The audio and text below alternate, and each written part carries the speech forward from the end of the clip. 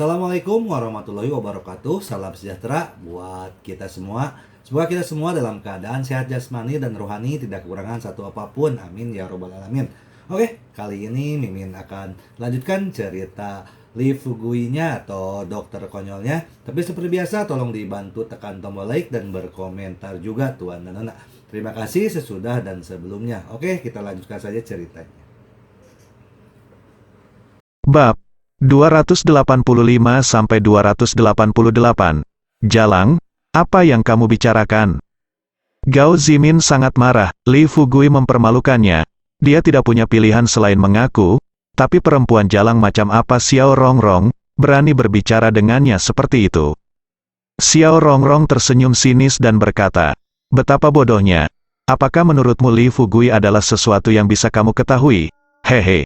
Jika kamu benar-benar berpikir begitu, aku dapat meyakinkanmu bahwa kamu tidak lebih baik dari orang yang cacat mental untuk kematian." Gao Zi urat di wajah Min berkedut hebat, tiba-tiba dia melompat dari tanah, dan meninju wajah menawan Xiao Rongrong dengan tinjunya. Xiao Rongrong tidak panik, malah dia tertawa, dan bertepuk tangan seperti Lee Fugui.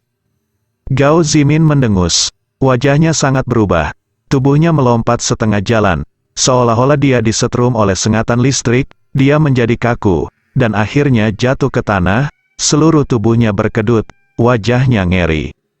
Xiao Rongrong tersenyum menghina, dan berkata dengan nada mengejek, "Aku bilang kamu anjing bodoh, kamu benar-benar anjing bodoh. Pernahkah kamu memikirkan mengapa Lee Fugui mempercayakan keluarga Gaomu kepadaku untuk dikelola? Hehe, tentu saja karena dia telah beri aku sarana untuk mengendalikanmu. Kamu wanita beracun." Gao Zimin sangat marah hingga dia akan muntah darah, lebih jelas. Xiao Rongrong bertepuk tangan lagi, dan Gao Zimin, yang berguling-guling di tanah, tiba-tiba merasakan tubuhnya menjadi lebih ringan, dan rasa sakit yang seperti hidup di sekujur tubuhnya tiba-tiba menghilang seperti kepompong. Tapi Gao Zimin sama sekali tidak berani melakukan kesalahan. Dia menatap Xiao Rongrong dengan kebencian, hatinya hampir gila. Xiao Rongrong sama sekali tidak peduli dengan kebencian Gao Zimin terhadapnya, sebaliknya dia tersenyum sinis dan berkata, "Bodoh sekali. Apa yang kamu lakukan ketika kamu datang ke keluarga Gao sebagai Lee Fugui? Musuh sekarang, dia hanya ingin untuk memotong masalah di masa depan, untuk menghindari ketika saatnya tiba, kamu akan ditusuk dari belakang." Setelah jeda, Xiao Rongrong mencibir dan berkata, "Saya kasihan pada Anda Gao Zimin, kepala keluarga Gao yang agung, yang bahkan tidak bisa melihat ini dengan jelas, seperti anjing konyol, dituntun dengan hidung. Saya pikir keluarga seperti keluarga Gao, memang, tidak perlu ada lagi." Gao Zimin kaget, dia memikirkan kemungkinan yang membuatnya takut. Setelah Lee Fugui berurusan dengan keluarga Zheng, keluarga Gao tidak akan berguna. Pada saat itu, Lee Fugui akan tetap menjaga keluarga Gao, keluarga yang bisa mengkhianati kapan saja. Mengenai Lee Fugui, meskipun Gao Zimin memiliki prasangka terhadap latar belakang Lee Fugui, dia masih memiliki ingatan baru tentang pembunuhan menentukan Lee Fugui. Selain kejadian seperti itu hari ini, 3 kata Lee Fugui, selama dia memikirkannya, dia akan gemetar. "Bos Xiao, sejak zaman kuno seorang pahlawan telah lahir menjadi seorang anak laki-laki. Lee Fugui adalah seorang pria yang sangat licik, sangat cerdas, dan tampaknya setia. Keluarga Gao kita berada di jalur yang benar. Kita akan berada di perahu yang sama di masa depan. Kita harus saling membantu dalam perahu yang sama. Saya tidak percaya Bos Xiao Yu benar-benar mau dikendalikan oleh anak desa." Pada saat ini, lelaki tua Gao berbicara perlahan. Dia tampak seperti sudah tua 20 tahun. Tetapi matanya yang keruh menatapnya dalam-dalam. Xiao Rongrong sepertinya bisa melihat menembus hatinya. Namun, setelah Xiao Rongrong mendengar ini, dia terkikik, dan cabang tawanya bergetar, seolah dia mendengar lelucon. Setelah beberapa saat, Xiao Rongrong mengatupkan bibirnya dan berkata, "Kakek Gao, kamu jauh lebih pintar dari putramu. Sayangnya, kamu tidak menahan godaan, kesabaran yang seharusnya dimiliki rubah tua, dan tidak pernah kemana perginya semua petualangan itu. Menurut pendapat saya, di usia Anda bisa dianggap hidup seperti anjing." Ekspresi malu melintas di wajah Tuan Gao. Memang, Semakin dia memikirkan apa yang baru saja terjadi, semakin dia menyadari kebodohannya, perilaku Li Fugui seperti persuasi, dan tujuannya adalah merayu ayah dan anak mereka, keduanya jatuh ke dalam jebakan. Tapi mereka berdua tidak tahu apa-apa tentang itu, sebaliknya, mereka terpesona oleh hantu, dan mereka benar-benar jatuh ke dalam jebakan. Xiao Rongrong menunjukkan ekspresi jijik di wajahnya, dan berkata, jadi, bahkan jika aku, Xiao Rongrong, ingin jika aku lepas kendali, aku tidak akan menemukan rekan satu tim babi sepertimu. Terlebih lagi, Tuan memperlakukanku dengan sangat baik, bagaimana aku bisa meninggalkan tuannya? Wajah Gao Zimin berkedut, dan dia merasa bahwa wanita ini Xiao Rongrong benar-benar gila. Jika tidak, siapa yang ingin dikendalikan sepenuhnya oleh orang lain? Xiao Rongrong sedikit mengerutkan kening, menunjuk ke arah Gao Zimin dan berkata, sekarang, segera ke sini, jilat sepatuku sampai bersih, atau aku akan membunuhmu. Kemarahan Gao Zimin yang baru saja diredam segera bangkit kembali. Matanya menatap Xiao Rongrong seolah hendak membunuh seseorang. Namun tak lama kemudian, tubuhnya gemetar, merangkak seperti anjing, dan menjulurkan lidahnya, menjilati kening Xiao Rongrong. Sepatu. Alasan dari semua ini adalah karena tangan hijau Xiao Rongrong perlahan menutup bersama. Setelah Li Fugui meninggalkan rumah Gao, dia kembali ke desa Xiaoxi. Cedera ketenangan sangat serius, dan jika dia ingin mendapatkan perawatan menyeluruh, Li Fugui mungkin bisa melakukannya dengan Jasper Healthy Soup dan Spiritual Bird Boosting Art, tapi sulit untuk mengatakan bahwa tidak akan ada gejala sisa. Ganoderma lucidum yang berumur setahun sudah larut malam ketika Li Fugui kembali ke desa Xiaoxi. Tetapi ketika Li Fugui masuk ke halaman, lampu di dalamnya menyala terang. Li Xiuling, Su Wanwan, dan Yu Qingqing tidak tertidur, tetapi sedang menunggunya. Saudari Jinyi sekarang telah pindah ke asrama perusahaan, dan Li Fugui tahu bahwa alasan saudari Jinyi tidak mau tinggal di sini sebagian besar karena dia tidak tahu bagaimana menghadapi Li Xiuling yang memperlakukannya dengan sangat baik. Saudaraku, bagaimana kabar Nona Ningjing? Su Wanwan berlari begitu dia melihat Li Fugui, dan bertanya dengan tergesa-gesa. Li Xiuling juga khawatir dan berkata, bagaimana Sister Tranquility bisa dipukuli? Dia adalah pejabat senior di kabupaten sekarang. Siapa yang berani mengalahkannya? Kaya dan mulia. Apakah Sister Tranquility baik-baik saja? Ketenangan tumbuh di desa sejak kecil. Dan dia adalah mahasiswa nomor 1 yang lulus ujian, dan dia merawat Li Fugui dengan baik. Jadi Li Xiuling dan Su Wanwan sangat akrab dengan Tranquility. Meskipun mereka tidak sering bertemu, mereka memiliki hubungan yang baik. Senyum muncul di wajah Li Fugui, dan dia berkata, ini bukan masalah besar, bukannya kamu tidak tahu keterampilan medisku. Denganku, Nona Ningjing akan baik-baik saja. Itu bagus. Li Xiuling dan Su Wanwan sama-sama santai sambil menarik napas. Li Xiuling berpikir sejenak dan berkata, Fugui, Sister Ningjing sangat baik kepada kita. Bukankah kita juga harus pergi dan menemuinya? Li Fugui menggelengkan kepalanya dan berkata, aku tidak menginginkannya lagi. Sister Ningjing, apakah kamu baik-baik saja? Ketahuilah, jadilah kuat, dan miliki harga diri yang kuat. Sekarang dia terluka, dia pasti tidak ingin diketahui. Li Xiuling dan Su Wanwan memikirkannya, dan mereka tidak melanjutkan mengatakan apa-apa. Setelah memasak makanan Li Fugui, mereka merebus air mandi, lalu aku kembali ke kamar. Setelah Li Fugui kembali ke kamarnya, hampir subuh. Kondisi fisiknya jauh lebih unggul dari orang biasa.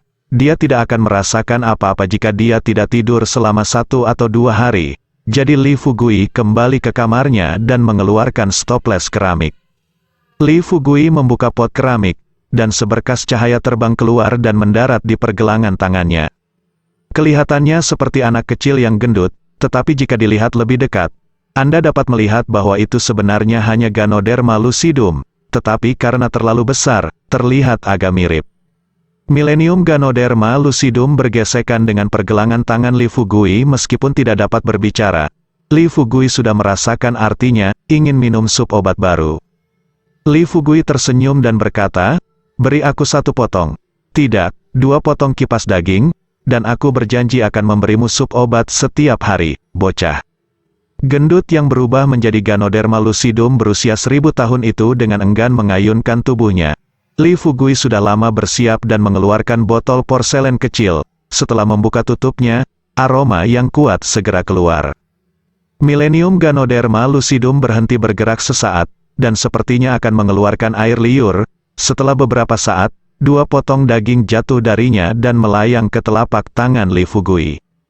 Li Fugui menyentuh kepala Ganoderma lucidum yang berusia 1000 tahun dan berkata sambil tersenyum, "Anak baik, ini milikmu, istirahatlah yang baik."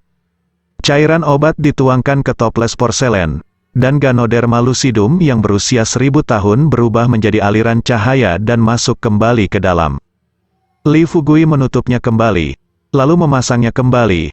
Dia tanpa henti memasak sup obat dengan 2 potong daging dari Ganoderma lucidum yang berusia 1000 tahun. Setelah menyiapkan semuanya, dia mengemudikan mobil dan bersiap untuk kembali ke kabupaten.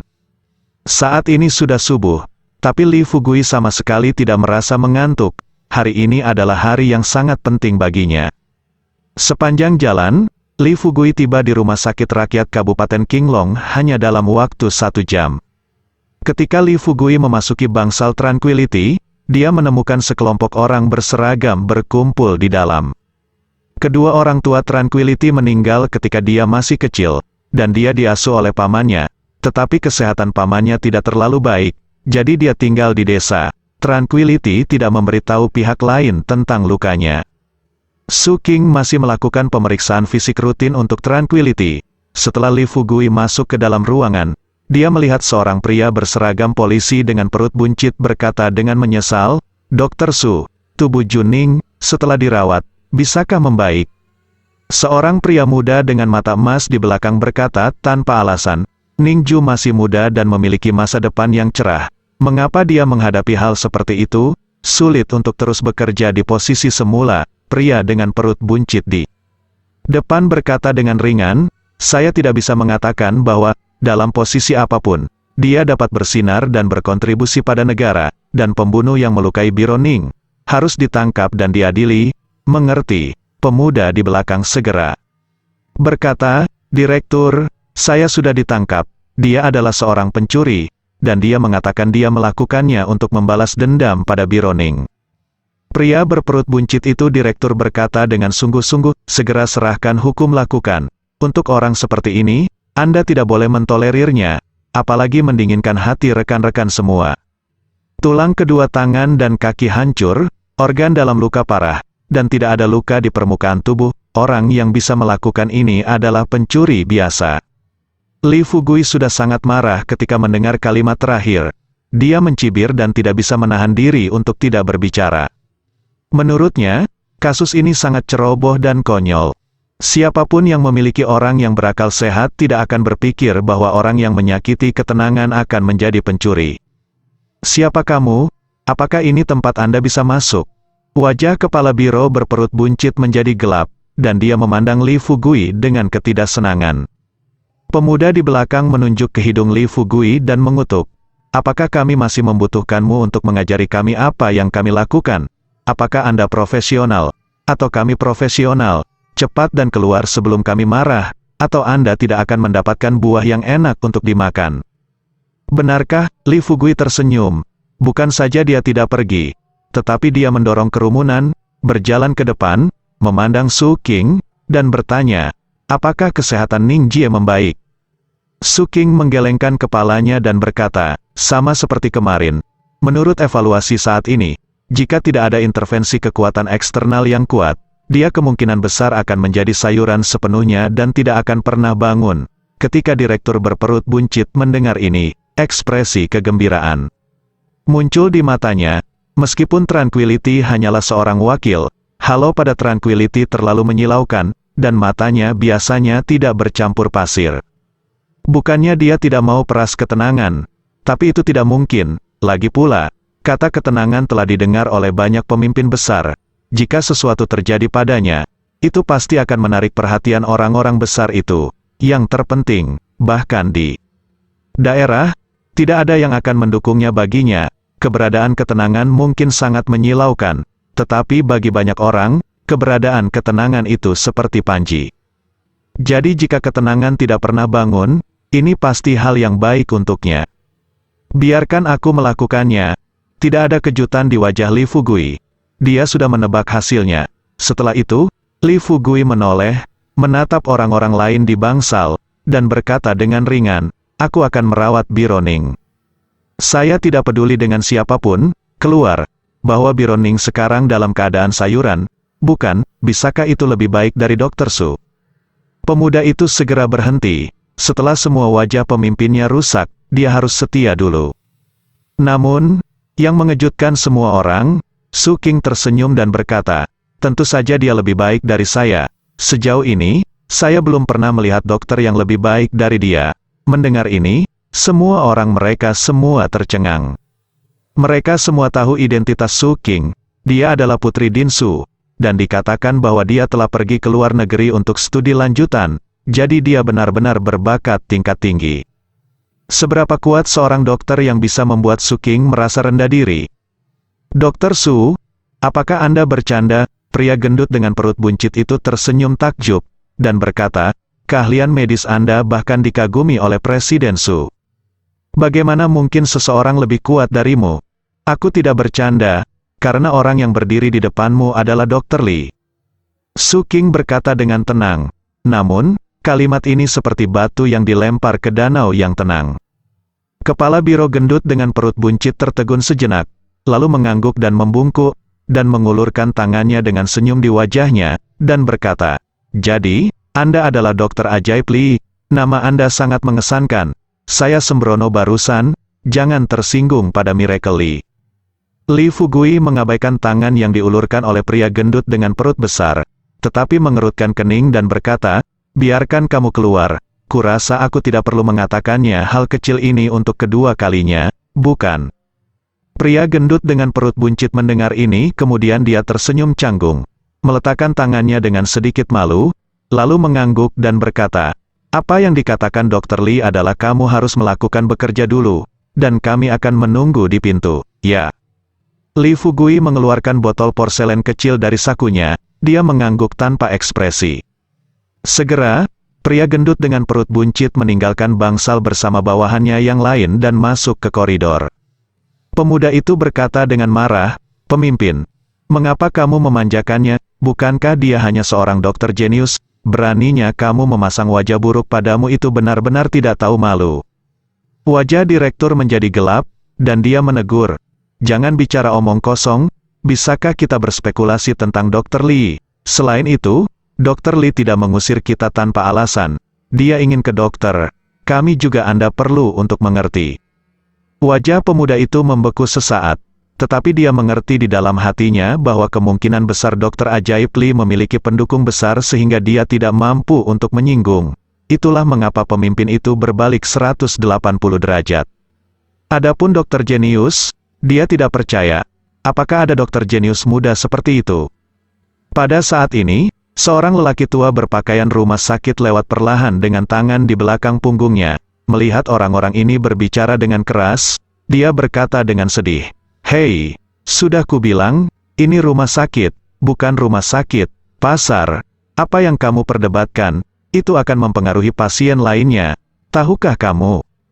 Pemuda itu sedang dalam suasana hati yang buruk, dan ketika dia mendengar ini, dia langsung mengutuk dengan wajah gelap, "Siapa yang kamu tunggangi? Kuda, apa yang mengganggumu?"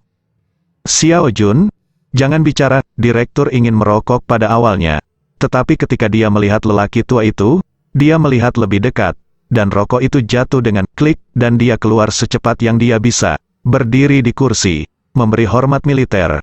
Dia berkata dengan gugup, "Hai, Tuan." Pria tua itu meliriknya dan bertanya, "Apakah Anda mengenal saya?" Berkeringat, dan dia berkata dengan cepat, "Saya mengenal Anda. Ketika Anda dirawat di rumah sakit terakhir kali, saya bertanggung jawab untuk mengatur masalah keamanan. Tetapi Anda belum melihat saya." "Oh," pria tua itu sedikit mengangguk, dan lalu berkata, "Tidak boleh ada suara keras di rumah sakit. Apakah kamu mendengarku?" Song mengangguk seperti ayam mematuk nasi dan berkata, "Apa yang kamu katakan ini adalah kesalahan kami.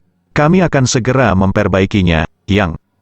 Lama pria itu memandang Xiao Jun lagi, dan berkata dengan penuh arti, sikap pemuda ini benar-benar panas ah. Setelah mengatakan ini, pria tua itu pergi.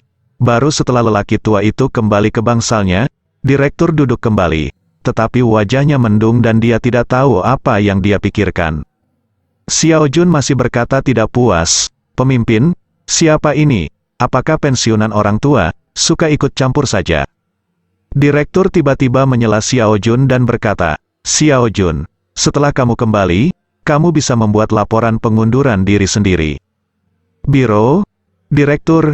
Kenapa? Kulit Xiao Jun berubah drastis. Dia berbicara dengan susah payah, dan memandang sutradara dengan tidak percaya. Direktur merendahkan suaranya dan berkata, Xiao Jun, demi kamu dan aku untuk waktu yang lama, aku akan menunjukkan kebenaran kepadamu. Pak tua memang baru saja pensiun, tapi statusnya tidak biasa, menginjak kakinya, apalagi tempat kita kecil, bahkan para pemimpin kota dan provinsi harus mendengarkan dengan patuh. Xiao Jun merasa seolah-olah sedang berduka atas selirnya, dan mau tidak mau bertanya, Direktur, apakah tidak ada cara lain? Aku bisa minta maaf. Direktur menggelengkan kepalanya dan menutup matanya. Xiao Jun tertunduk dan tidak bisa menerimanya. Mata orang-orang yang memandang Xiao Jun penuh dengan belas kasihan. Awalnya, Xiao Jun adalah orang kepercayaan direktur dengan masa depan yang cerah. Dia biasanya sombong, tapi sekarang, semuanya telah berubah. Di sisi lain, di bangsal, Li Fugui dengan hati-hati membuka tutup botol porselen kecil, dan meneteskan obat ke dalam mulut Tranquility. Seluruh botol porselen kecil hanya ada 6 tetes obat cairan secara total, tetapi Li Fugui membutuhkan waktu semalaman untuk menyeduh cairan spiritual menggunakan Ganoderma lucidum yang berusia 1000 tahun. Setiap tetes cairan spiritual mengandung vitalitas yang luar biasa. Setiap kali Li Fugui pertama kali melihatnya, saya tidak bisa tidak membantu menelan air liur saya. Ada kerinduan dan dorongan di dalam hatinya, ingin menelan cairan obat ini. Kekuatannya saat ini termasuk dalam tahap energi gelap. Li Fugui tidak tahu apa itu energi terang. Tapi dia ada intuisi bahwa selama dia menelan obat-obatan cair ini, kekuatannya akan meningkat pesat. Setelah semua obat-obatan cair ditelan oleh Ning Jing, Li Fugui dan Su Qing memandang Ning Jing dengan gugup. Papa membentak dalam sekejap, suara seperti kacang goreng keluar dari tubuh Tranquility, dan permukaan tubuh menjadi lebih cerah, dan aroma aneh terpancar dari tubuh Tranquility. Li Fugui dan Su Qing menarik napas, merasa segar. Obat macam apa ini? Pandangan kompleks melintas di mata Su Qing, dan dia tidak bisa menahan diri untuk bertanya. Setiap kali dia melihat obat yang diminum Li Fugui, Su Qing akan meragukan pengetahuan medis yang telah dia pelajari, karena setiap kali Li Fugui merawat pasien, dia dapat menumbangkan banyak akal sehat medis. Sebagai contoh, sekarang, bahkan dengan obat terbaik, akan membutuhkan waktu lama untuk memulihkan cedera yang damai secara alami. Tetapi ketika Su Qing mendengar suara-suara tadi, dia langsung memikirkan adegan pemulihan tautan tulang. Faktanya persis sama, setelah sekitar 2 atau 3 menit, jari-jari Tranquility yang datar tiba-tiba bergerak, dan sesaat kemudian, bulu mata Tranquility juga bergetar, yang merupakan tanda bahwa seseorang akan bangun. Berhasil, seru Su Qing. Li Fugui menghela nafas lega dan menjadi tenang. Tetapi dia tidak memalingkan muka, karena dia tidak ingin terjadi kecelakaan. Su Qing memiliki keinginan untuk menggunakan instrumen untuk menganalisis perubahan tubuh Tranquility saat ini. Tetapi sayang sekali bahkan jika Li Fugui setuju, tidak ada instrumen canggih dan mahal di sini, apalagi Li Fugui tidak setuju. Setelah Li Fugui santai, dia memikirkan pertanyaan Su Qing, dan menjawab, ini obat mujarab. Dan itu adalah obat mujarab yang berusia lebih dari 1000 tahun. Itu Ganoderma lucidum berusia 1000 tahun, kan? Sungguh menakjubkan. Su Qing tentu saja tidak asing dengan ini. Saat itu, kanker Dekansu adalah disembuhkan oleh Li Fugui dengan Ganoderma lucidum berusia 1000 tahunnya. Hanya saja Su Qing tidak menyangka Li Fugui benar-benar memiliki ramuan semacam ini. Saat keduanya berbicara, Tranquility membuka matanya yang indah, matanya kabur, dan butuh beberapa saat baginya untuk fokus. lalu dia menatap Li Fugui. "Fugui, kenapa kamu di sini? Tempat apa ini?" Tranquility duduk dengan terkejut, dan segera menyadari bahwa lingkungan di sini tidak benar, terutama dirinya yang masih mengenakan baju rumah sakit. Li Fugui terkejut dan senang, dan dengan cepat bertanya, "Saudari Ning, Anda sudah bangun? Apakah Anda ingat apa yang terjadi sebelumnya?" Li Fugui dan Su King saling memandang. Jika ketenangan terjaga, bahkan jika lukanya sembuh saat ini, trauma psikologis sulit disembuhkan. M.B.I.Ku gebang. Untungnya, Tranquility tidak sadarkan diri pada saat itu. Tetapi ini seharusnya menjadi alasan mengapa si pembunuh khawatir Tranquility akan berteriak. Lagi pula, waktunya singkat, dan pihak lain tidak punya kesempatan untuk mentransfer Tranquility. Su King menyerahkan formulir pemeriksaan fisik kepada Tranquility, dan berkata, "Kamu bisa membacanya sendiri." Tranquility mengambil formulir pemeriksaan fisik dengan ragu, dan wajahnya tiba-tiba menjadi sangat bersemangat. Patah tulang parah di seluruh tubuh, patah tulang kominutif di tangan dan kaki, kegagalan parah pada 5 organ dalam, pukulan berat di kepala, dan gejala keadaan vegetatif. Jari-jari Tranquility sedikit gemetar. Dia bisa membayangkan apa yang terjadi padanya. Segera, Tranquility menutup rekam medis di tangannya, matanya menunjukkan ekspresi membunuh, dan kemudian bertanya, "Siapa pembunuhnya?" Li Fugui tersenyum kecut, dan berkata, "Saudari Ning, maaf, aku telah menyebabkanmu untuk diganggu oleh masalah ini. Orang yang menyerang seharusnya dari keluarga Zheng Lizong. Aku menyinggung mereka, jadi mereka menyerangmu." Ketenangan mendengus dingin, dan berkata, "Fugui, apakah kamu lupa? Aku juga menyerang Zheng Lizong itu, dan dia datang kepadaku. Itu bukan tanpa alasan." Li Fugui berkata dengan suara yang dalam, "Saudari Ning, istirahatlah dengan baik. Aku berjanji, pembunuh yang sebenarnya akan menyerahkan diri malam ini." Ketenangan mengangkat selimut, keluar dari tempat tidur dan berdiri, berkata, "Fugui, mengapa kamu masih beristirahat? Saya merasa tubuh saya sangat baik sekarang. Jika kita ingin menangkap si pembunuh, mari kita bertindak bersama." Li Fugui berkata dengan tercengang, "Saudari Ning, jangan membuat lelucon. Dengarkan aku, istirahatlah yang baik." Ketenangan menatap Li Fugui dan berkata, "Fugui, kamu sangat berani. Kamu bahkan ingin menjagaku. Bagaimana mungkin aku masih tidak mengerti kemampuanmu? Kecuali kamu menjatuhkanku sekarang, aku harus pergi bersamamu." Li Fugui tidak berdaya. Sebenarnya, dia benar-benar berencana untuk melumpuhkan Tranquility. Dia tahu betul temperamen Tranquility. Tetapi Tranquility mengatakannya lebih dulu. Tentu saja dia tidak bisa melakukan itu lagi. "Baiklah kalau begitu. Tapi Saudari Ning, kamu harus mengikuti perintahku. Pembunuhnya bukan orang biasa." Li Fugui memperingatkan. Ketenangan mengangkat alis dan berkata, "Apakah orang jahat yang aku tangkap baik-baik saja? Kaulah yang harus berhati-hati. Sekarang setelah aku bangun, orang yang harus berhati-hati adalah pembunuhnya."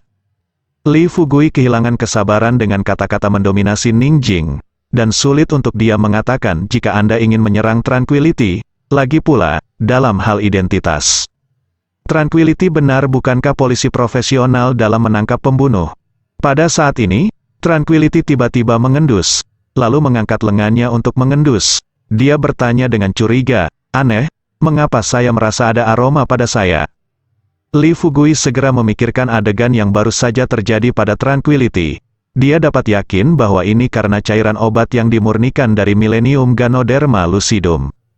Hanya saja Li Fugui sedikit bingung, kenapa Dinsu tidak memilikinya, tapi Tranquility memilikinya. Mungkinkah karena jumlah yang lebih besar dan kemurnian yang lebih tinggi dari obat cair yang diminum Tranquility? Mata indah Su King agak aneh. Selama itu wanita, tidak peduli siapa itu, aku takut mereka ingin berbau harum. Ketenangan tidak peduli dengan masalah ini, dia memindahkan tubuhnya di bangsal, dan setelah memastikan bahwa tubuhnya berfungsi dengan baik, dia menyeret Li Fugui keluar dari bangsal. Pada saat ini, koridor sepi. Meskipun sekelompok rekan yang datang mengunjungi Ning Jing tidak pergi, tidak ada yang berani mengobrol dengan keras setelah episode sebelumnya. Namun, ketika mereka melihat ketenangan keluar dari bangsal utuh, mereka tampak seperti telah melihat hantu, dan mereka semua terpana. Ning, Biro Ning, kamu baik-baik saja? Polisi wanita kecil yang bersama Ning Jing sebelumnya tidak bisa menahan diri untuk tidak menyeka matanya dan menatap Ning Jing. Seolah-olah yang dia lihat bukanlah Ning Jing, tapi alien. Direktur langsung berdiri, meremas ke depan, dan berkata dengan senyum hangat di wajahnya, Biro Ning, selamat atas kesembuhanmu dan kembali bekerja. Ketika orang lain mendengar ini, mereka bereaksi. Semua mengirimkan berkat. Ketenangan adalah wakil direktur biro, dan dia juga seorang polisi wanita dengan beberapa aura. Dia mengamuk di biro, dan tidak ada yang peduli tentang itu pemulihan. Siapa yang berani mengabaikan? Tranquility berkata dengan acuh tak acuh, Bos Hu, saya sudah mendapat petunjuk tentang si pembunuh, dan saya meminta tindakan segera terhadap si pembunuh. Pak Direktur tertegun lagi, korban menangkap si pembunuh sendiri. Jika ini keluar, pasti akan menjadi berita segar yang tidak bisa lebih segar. Namun, Direktur segera bereaksi, dan dia segera berkata, apa yang dikatakan Biro Ning adalah bahwa kasus ini memiliki konsekuensi yang luas dan sangat buruk. Saya memberi wewenang kepada Biro Ning untuk segera mengambil tindakan. Dan pada saat ini, ponsel Li Fugui berdering. Ketika Li Fugui melihat panggilan untuk mengingatkannya, memang Zheng Lizong yang menelepon. Koridor menjadi sunyi, dan ketenangan memberi isyarat agar Li Fugui terhubung. Setelah Li Fugui terhubung, suara Zheng Lizong terdengar dari telepon. Bos Li, kita akan bertemu di persimpangan jalan tol Kabupaten Qinglong dalam 1 jam. Anda membawa barang-barang bagus, dan saya juga akan membawa kontraknya. Apakah tidak apa-apa? Zheng Lizong berkata langsung ke intinya sambil tersenyum. Li Fugui keberatan? Kami akan menandatangani kontrak transfer ekuitas. Mengapa Anda ingin saya pergi ke persimpangan jalan raya? Bos Zheng, Anda tidak ingin membunuh saya, bukan? Bersambung.